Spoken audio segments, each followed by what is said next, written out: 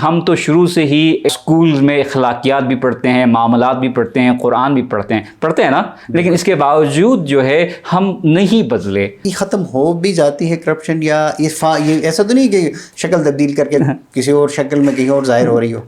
तमाम जो प्रॉब्लम्स का रूट कॉज है वो करप्शन है। पॉलिटिकल विल इंपॉर्टेंट है, यानी किसी भी गवर्नमेंट का पॉलिटिकल विल, अगर political credible, sustain, demonstrated political will होना लाजमी है। गवर्नमेंट भी करप्ट है, हम भी करप्ट हैं, तो क्या होगा? तो आखिरी हल सिविल सोसाइटी है।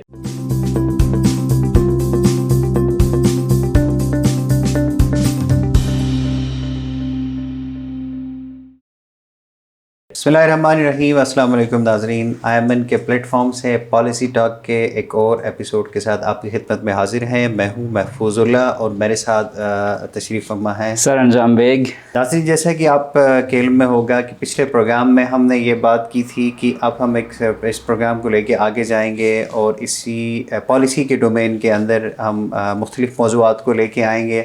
तो इसी सिलसिले में आज का प्रोग्राम है, जिसके अंदर हम सर क्या फ़ोकस करने जा रहे हैं, आज आप बता दें। मेरा ख्याल है करप्शन पे बात करते हैं। सर वैसे बात थोड़ी सेंसिटिव है। सेंसिटिव तो है, लेकिन मैं इसकी बेसिस आपको बताता हूँ। रिसेंटली दुनिया में सर्वे हुआ था 67,000 इंडिविजुअल्स का, तो उनको बताया गया था कि आप दुनिया का सबसे बड़ा इशू लिस्ट करें, तो उन्होंने इन्फ्लेशन को नहीं किया, एनर्जी को नहीं किया, किसी और को नहीं किया। जो टॉप पे आया था वो करप्शन था। तो चलें आज करप्शन पे बात करते हैं। सर चलें हम एक नहीं, आप ये दैट्स रियली इंटरेस्टिंग, मुझे नहीं पता था इस सर्वे का। अगर देखें इसको, अगर हम लेना भी चाहें, like we belong to academics, हम जो एकेडमिक्स में रहते हुए, रिसर्च में रहते हुए, हम तो हर चीज़ की जड़ ढूंढते हैं, हर चीज़ के काजेज़ ढूंढते हैं, उनका ब्रॉडर थ्योरीज ढूंढते हैं, यार ये आखिर किस वजह से होता है। ये हमारा शायद एक बुनियादी काम भी है वो एकेडमिक्स के अंदर। तो क्यों ना आज हम इस करप्शन के इस मौजू को थोड़ा थ्योरेटिकली और रिसर्च के पर्सपेक्टिव से देखें, क्योंकि बात आपने शुरू की है रिसर्च की, मैंने नहीं की थी सर, तो मैं इसी रिसर्च पर लेके चलो मुझे मालूम है आप चाहते हैं कि मैं और बातें ना करूँ। चलो थ्योरेटिकल बातें करते हैं और ठीक है। हम इसकी अगर एक लिहाज से देखें ना कि थ्योरेटिकली जैसे दुनिया में चीज़ पढ़ाई जाती है, ठीक है ना सर। आपने ख़ुद एक बड़े मशहूर एंटी करप्शन के स्ट्रेटजिस्ट रॉबर्ट क्लिकगार्ड के साथ आपने काम किया है, जो कि बहुत कम लोगों को नसीब होगा शायद पाकिस्तान लेवल के ऊपर। हम इस पे अगर भी बात, अगर इसी से बात शुरू कर देते हैं। तो आपने उनके साथ काम किया, इतने मशहूर प्रोफेसर के साथ, इस करप्शन के इस सिस्टम को या थ्योरेटिकली समझने में या रिसर्च में लेके आने में। ये करप्शन है क्या चीज़ बेसिकली थ्योरेटिकली, यानी क्या बला है? अच्छा क्या बला है? वैसे अगर इसको हम डिफ़ाइन करें, जो उसकी ऑफिशियल डेफिनेशन है वो है use of public office for private gains. तो बेसिकली हम जब करप्शन पढ़ते हैं तो उसका फोकस जो है पब्लिक करप्शन पर रहता है, यानी हमारा फोकस ब्यूरोक्रेसी और पॉलिटिकल ऑफिसेज रहते हैं। उसकी एक रीज़न ये कि जितने भी दुनिया में करप्शन के मेजर्स हैं वो सिर्फ इस दो टाइप के करप्शन को मेजर करती हैं। मसलन आप ये पूछेंगे यार कौन से मेजर्स हैं दुनिया में करप्शन के? Definitely sir. हाँ। वो जो मेन फीचर्स आप मेरी आपसे पहले भी बात हो रही थी, तो वो थोड़ा सा एक्सप्लेन कीजिएगा कि वो क्या दो मेजर्स हैं। तो दुनिया में इस वक्त जो ऑल्दो बहुत सारे मेजर्स हैं, लेकिन जो वाइडली रिकग्नाइज्ड हैं उनमें ट्रांसपेरेंसी इंटरनेशनल का करप्शन परसेप्शन इंडेक्स है। परसेप्शन इंडेक्स हम इस पे बात करेंगे, ठीक है। वर्ल्ड बैंक का कंट्रोल ऑफ करप्शन है, और फिर इंटरनेशनल कंट्री रिस्क ग्रुप, इसको ICRG कहते हैं, उसका इंडेक्स है। तो ये तीन जो है वाइडली यूज़ होते हैं करप्शन रिसर्च में। और करप्शन जो आप कहते हो कि यार रैंकिंग जो होती है एनुअली कि यार ये करप्ट मुल्क ज़्यादा करप्ट है, या तो वो रैंकिंग उनके जो कैलकुलेशंस है उस पर बेस्ड होती है। अच्छा सर, एक उस पर तो हम आएंगे, उस डोमेन की तरफ जो आपने अभी इंडिकेटर्स की बात की। हमारे मैं माशरे में एक जो मैं समझता हूँ एक एज ए लेमैन, हमने इसको मोरालिटी के साथ जोड़ा हुआ है बेसिकली। उस पर भी बेशक आप भी बात करें या बाद में भी इस पर बात कर सकते हैं या इसी से बात नहीं, बिल्कुल बिल्कुल एग्री करता हूँ। सिस्टम और ये क्योंकि हमारा सारा परसेप्शन ये इसको सिर्फ मॉरल एस्पेक्ट से या रिलीजियस एस्पेक्ट से हम इसको परखते हैं, गुनाह है, सवाब है, क्या है, बिल्कुल, लेकिन बिल्कुल। हम इसको बाकी सिस्टम पर्सपेक्टिव से जी नहीं देख पाते हैं। इसमें आप यानी आप क्या रही है? नहीं, बिल्कुल मैं एग्री करता हूँ। आपका कहने का मकसद ये है कि इसको हम मोरालिटी प्रिंसिपल से देख रहे हैं और फिर हमने इसको पब्लिक पॉलिसी प्रिंसिपल से नहीं देखा है, ठीक है। तो बात सही बात है, लेकिन यहीं पे मसला है क्योंकि हमने इसको हमेशा जब मोरालिटी से देखा है ना, हमने इंडिविजुअल की बात की है, ठीक है। हमने कहा कि इंडिविजुअल को फिक्स करो, हम उसी को फोकस करके हाँ, हम ये कहा कि इंडिविजुअल करप्ट है, ठीक है यार, ये फलाना करप्ट है, बिस्ताना करप्ट है।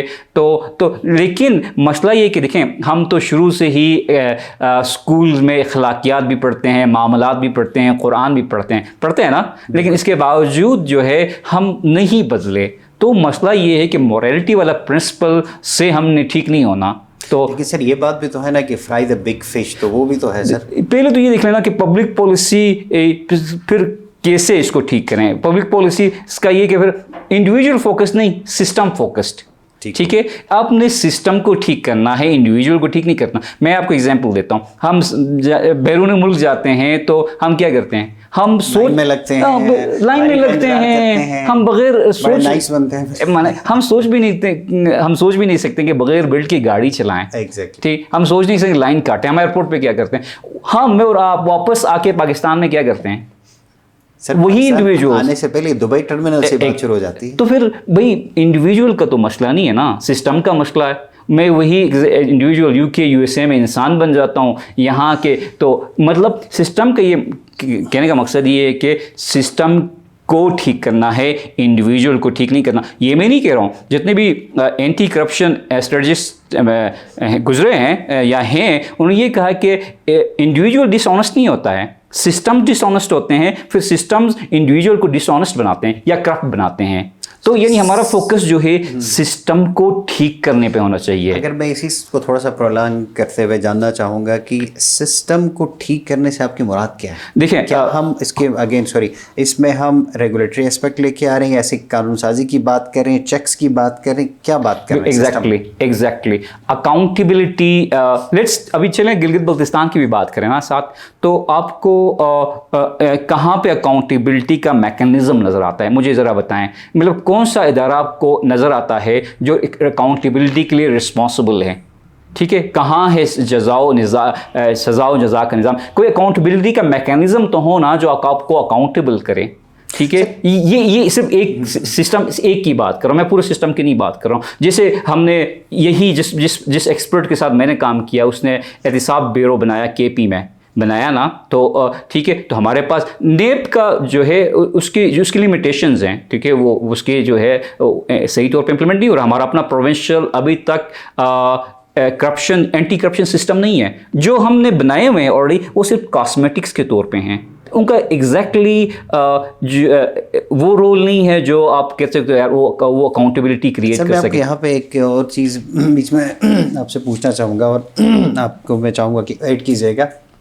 हम जब कहते हैं कि रोल कॉस्मेटिक होता है, तो अगर हम देखें कि दुनिया ने इन चीज़ों को बहुत अच्छे अंदाज में भी किया हुआ है, बुरी एग्जांपल्स भी हैं लेकिन they are the best examples in the world, कि जहां लोगों ने इस सिस्टम को फिक्स कर किया है और फिर कॉस्मेटिक नहीं है उनके जो अकाउंटेबिलिटी सिस्टम से वो फंक्शन कर रहे हैं। तो हमें रिसर्च या थ्योरी क्या बताती है कि उन्होंने किस तरह How they were able to fix that? देखिए, बिल्कुल आपका सवाल बड़ा इंपॉर्टेंट है।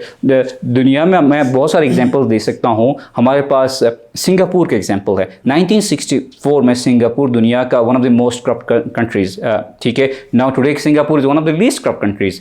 तो क्या हुआ, ठीक है, उनके हम पूरी मैकेनिज्म को स्टडी कर सकते हैं कि उन्होंने वो कैसे एक बहुत ही स्ट्रॉन्ग जो है एंटी करप्शन अथॉरिटी को लेके आए, कैसे उसके पावर्स को डेवलप किया। हमारे पास हांगकांग की मिसाल है, हमारे पास हमारे पास कोलंबिया की मिसाल है, हमारे पास जॉर्जिया की मिसाल है। ये तमाम मिसालें हम पढ़ सकते हैं जहाँ उन्होंने जो है एंटी जो उसको अप्लाई किया और सिस्टम वो करप्शन को कंट्रोल किया। over the years. Mean to say कि हम ये बात मानते हैं या हम ये बात समझना चाहते हैं डेफिनेटली कि हम इन मेयर्स को अप्लाई करके जो दुनिया ने जिसको ख़त्म किया है तो वो हमें कॉन्टेक्चुअलाइज करने की ज़रूरत है या एज इट इज। देखें बिल्कुल देखिए, चलें इस पे ये समझाता हूँ ना कि आप कहेंगे यार क्या इंग्रेडिएंट्स हैं जो इन्होंने सक्सेसफुल जो, हाँ, सबसे पहले जो इंग्रेडिएंट होता है वो पॉलिटिकल विल होता है। पॉलिटिकल विल इंपॉर्टेंट है, यानी किसी भी गवर्नमेंट का पॉलिटिकल विल, अगर political credible, sustain, demonstrated political will होना लाजमी है। और पॉलिटिकल विल का मतलब ये है कि वो आपको एक रोड मैप दे रहा है करप्शन के खिलाफ। तो ये तो अगर वो पॉलिटिकल विल नहीं है किसी भी गवर्नमेंट में और वो वैसी बातें कर रहा था, वो रेटरिक है, वो इसका मतलब है वो सीरियस नहीं है। तो हम पॉलिटिकल विल को, ये पहला इंग्रेडिएंट है एंटी करप्शन का, तो वो तो हम देख सकते हैं। हम उनके अपॉइंटमेंट्स को ही देख के जज कर सकते हैं कि आया वो सीरियस हैं या उनमें पॉलिटिकल विल है। ये पहला एक इंग्रेडिएंट आपका political will, exactly, that it should be strong और बड़ा फोकस्ड और कमिटेड होना चाहिए। एग्जैक्टली। तो फिर दूसरा इंग्रेडिएंट ये है कि आप एंटी करप्शन का एक स्ट्रॉन्ग सिस्टम लेके आओ। मतलब क्या, ये तो ये भी है ना कि आपको क्या नज़र आ रहा है कि हमारे पास एंटी करप्शन का स्ट्रांग सिस्टम है? मुझे तो नज़र नहीं आ रहा गिलगित बल्तिस्तान में। ठीक है, कोई देखें हमारे इदारे तो फंक्शन कर रहे हैं, इदारे फंक्शन कर रहे हैं, लेकिन कैसे इदारे फंक्शन कर रहे हैं? जैसे मैंने कहा कि आपके पास एंटी करप्शन डिपार्टमेंट है जिसको एक ब्यूरोक्रेट हेड करता है। तो एंटी करप्शन इदारों को ब्यूरोक्रेट्स हेड नहीं करते हैं, वहाँ इंडिपेंडेंट इंडिविजुअल्स हेड करते हैं। इस पर रोक के मिसाल भी लेना चाहूँगा कि आपने दोबारा मैं आपको आपके यूएस के इस दौर की तरफ लेके जाना चाहूँगा। जब आप ये काम कर रहे थे तो वहाँ पे ऐसे इदारों को कौन कैसे लोग लीड करते हैं? अगर मैं आपको मिसाल दूँ, हमारे पास सिंगापुर की मिसाल है, हमारे पास हांगकांग की मिसाल है, हमारे पास फिलीपींस की मिसाल है, हमारे पास जॉर्जिया की मिसाल है। तो तमाम में इंडिपेंडेंट इदारे होते हैं जो इंडिपेंडेंट सोसाइटी, उसमें एक कंपोजिशन होता है कि एक मुख्तलिफ ममालिक में मुख्तलिफ कंपोजिशंस हैं। ठीक है, वो डिपेंड करता है उसमें आप कल्चरल कॉन्टेक्स्ट को देख के आप करते हो। बाज़ ममालिक में ऐसा है कि उसमें सिविल सोसाइटी के मेंबर्स होते हैं, जुडिशरी से होते हैं, ब्यूरोक्रेसी से होते हैं, आपके पॉलिटिकल ऑफिस से होते हैं। तो ये इस तरह की कंपोजिशन भी बनती है। बाज़ इदारों में, बाज़ ममालिक में सिर्फ टेक्नोक्रेट्स बनते हैं। तो ये डिपेंड करता है, लेकिन ऐसा लाजमी है कि वो एक इंडिपेंडेंट इदारा हो जो सिर्फ चीफ एग्जीक्यूटिव को आंसरेबल हो और फिर निज़ाम चल सकता है। सर सही हो गया। एक बात है कि हम ने अभी सक्सेस की बात की कि दुनिया ने इसको ख़त्म किया, ये ख़त्म हो भी जाती है करप्शन, या ये ऐसा तो नहीं कि शक्ल तब्दील करके किसी और शक्ल में कहीं और ज़ाहिर हो रही हो? मुश्किल सवाल है, ख़ासकर हमारे जैसे मालिक के लिए। अब इससे पहले अगर हम इसको ख़त्म वाली बात से पहले अगर हम ये बात करें कि यार कि सिस्टम को कैसे तब्दील किया जा सकता है। ठीक है, हमने सिस्टम की बात की थी ना। देखिए, हमने कहा था कि एक हम और इंग्रेडिएंट हमारा करप्शन में ये आता है कि जैसा आपने कहा था, फ्राई द बिग फिश। ठीक है, बड़ी मछली को फ्राई नहीं हो रही, सही मालूम है, फ्राई नहीं हो रही। मतलब ये होता है कि बड़ी मछली को फ्राई करेंगे, छोटी मछली डर जाएगी। तो हमारे मुल्क में क्या है भाई, मछली, वो फ्राइंग सिस्टम ख़राब है। ठीक है, हमारा अगेन फोकस जो है मछली पे है, फ्राइंग सिस्टम पे नहीं है। अब भाई वो तो मछली तो पकड़ लेते हैं, वो फ्राई नहीं होती है, निकल जाती है। तो अगेन वही कह रहा हूँ, पहले तो आप फ्राइंग सिस्टम को तो ठीक कर लें, तो फिर सिस्टम ठीक करेंगे। तो सिस्टम्स थ्योरी को अगर जैसे मैनेजमेंट के पर्सपेक्टिव में भी हम देखते होते हैं कि तो पहले भी में बात हो गई है, थोड़ा सा शायद रिपीट भी हो जाए, लेकिन मैं फिर भी इस चीज़ को आपसे पूछना चाहूँगा, अगर सिस्टम को फिक्स करना हो तो 1 2 3 आप क्या बात करते हैं? नंबर 1, ठीक है, आपने कहा पहले, तो मैंने पहले कहा था पॉलिटिकल विल। पॉलिटिकल विल ये है कि आपको दिखाना है पब्लिक के कि आप सीरियस हो करप्शन को कंट्रोल करने में। वो आपका अपॉइंटमेंट से शो हो सकता है, आपके एंटी करप्शन एजेंसीज़ के एस्टेब्लिशमेंट से शो हो सकता है, आपके पार्टनरशिप से शो हो सकता है, आप यूनिवर्सिटीज़ के साथ, आप बिजनेसेस के साथ, आप सिविल सोसाइटीज़ के साथ पार्टनरशिप्स कर सकते हो। ये पहला इंग्रेडिएंट है। दूसरा ये है कि आपने रिस्ट्रक्चरिंग करनी है अपने एंटी करप्शन इंस्टीट्यूशंस में। ठीक है, जॉर्जिया ने क्या किया? जॉर्जिया ने ये किया कि उनके मुख्तलिफ इदारे थे, जैसे हमारे पास नेब है, FIA है, ऑम्बड्समैन है, तो उनके पास भी ऐसा था। तो उनमें वो ओवरलैपिंग थी और कोऑर्डिनेशन नहीं थी, हर इदारा अपने लिए काम कर रहा था। तो उन्होंने क्या किया, एक कोऑर्डिनेशन काउंसिल बना दिया। ठीक है, तमाम इदारों का, और फिर उसमें सिविल सोसाइटी के कुछ एक आध जो है इंडिविजुअल को भी रख दिया, तो उसकी परफॉर्मेंस बहुत ज़्यादा बढ़ गई। तो ये इस तरह की हमें सिविल सोसाइटी का एक किरदार क्या होता है? सिविल सोसाइटी जहाँ तमाम इदारे फेल हो जाएं, जैसे आपने कहा यार, अभी आपने ये सवाल पूछा था ना कि जहाँ तमाम करप्ट हैं, गवर्नमेंट भी करप्ट हैं, हम भी करप्ट हैं, तो क्या होगा? तो आखिरी हल सिविल सोसाइटी है कि आखिरी एक वाइब्रेंट सिविल सोसाइटी, कहते हैं demand is the essence of democracy. जब सिविल सोसाइटी डिमांड करेगी तो आखिरी हल ये है। अगर नहीं करेगी तो फिर हम करप्शन ट्रैप में ही रहेंगे, तो करप्शन नॉर्म बन जाएगा, नॉर्म, ठीक है, वो एक्सेप्टेबल बन जाएगा। तो आखिरी हल जहाँ तमाम इदारे करप्ट हैं, जहाँ गवर्नमेंट करप्ट है, फिर वहाँ एक मजबूत सिविल सोसाइटी है। ठीक हो गया सर। और इसको अगर हम कंक्लूड करना चाहें, अगेन मैं थोड़ा सा चाहूँगा कि आप इसको लिंक करें दुनिया की किसी और एग्जांपल के साथ भी, या थ्योरेटिकली, कि how damaging it is. Like हम बाज़ दफ़ा तो हम इंडिविजुअल्स किसी नज़र आती, ओवरऑल मुल्क पे ये किस हद तक कितनी डैमेजिंग है ये। फिलीपींस के एक प्रेसिडेंट ने कहा था, when there will be no corruption there will be no poor. आप इससे अंदाज़ा कर सकते हैं।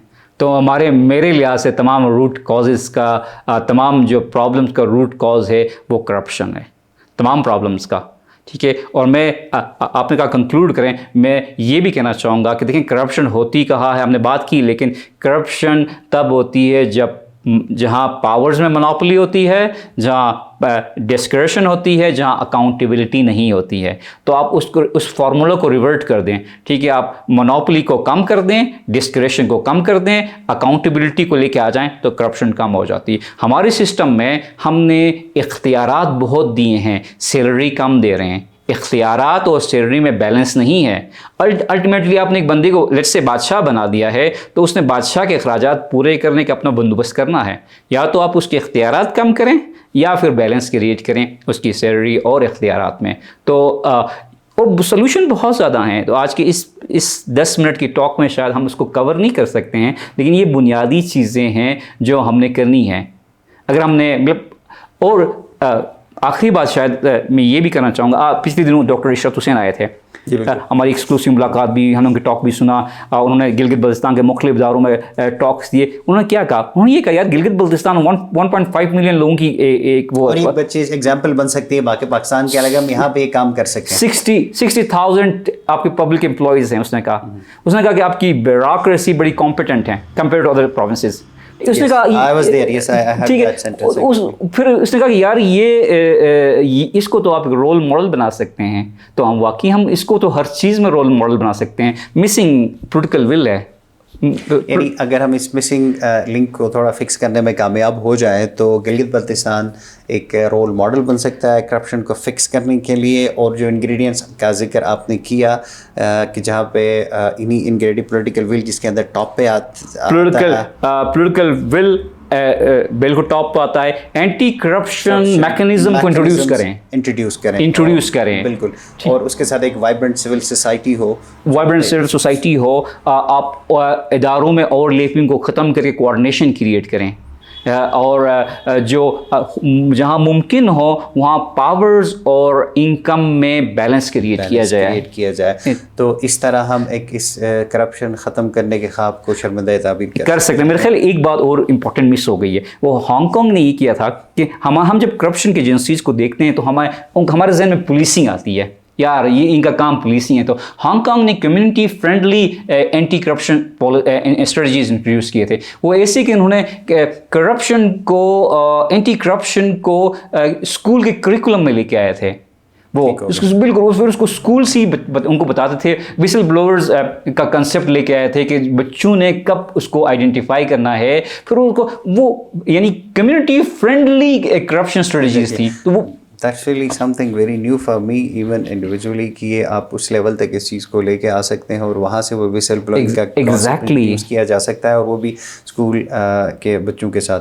तो सर आज का प्रोग्राम कुछ और मेरे ख्याल में काफ़ी बातें होगी इसके ऊपर, तो आप मुझे इजाज़त नहीं दे रहे हैं, हम लोग बातें तो बहुत हैं, चलें आपको चलें। अगर हमने इजाज़त दी ना तो हो सकता है कि हम मैं और आप कहीं और हूँ। अच्छा सही है। तो खैर हमने तो किस हर बात की है ना, हमने तो शुरू में कहा था कि हम तो पढ़ने पढ़ाने वाले लोग हैं, हमने पढ़ने पढ़ाने की ही बात की है कि वहीं दुनिया में थ्योरी क्या कहती है और उन्हीं किताबों ने किस तरह दुनिया को तब्दील करके रखा है। तो हम पढ़ने पढ़ाने के अंदर ये बातें कर रहे थे, तो आई होप कि इसका जो है एक हम अपने नाज़रीन के साथ भी ये शेयर करते चलें कि इस चीज़ के ऊपर आपके राय दरकार है, और आगे इस चीज़ के ऊपर हम मज़ीद अगर बात आप करना चाहें और इस पर कोई चीज़ पूछना चाहें, पर्टिकुलरली डॉक्टर सरंजाम बेग साहब हमारे साथ होंगे, तो वो प्लीज़ हमें कमेंट में बताइएगा। तो सर मेरे ख्याल में इजाज़त लेते हैं, थैंक यू वेरी मच। काफ़ी हमने इसको खोला है इस मौजू को, तो इंशाल्लाह नेक्स्ट टाइम हम पॉलिसी टॉक के किसी और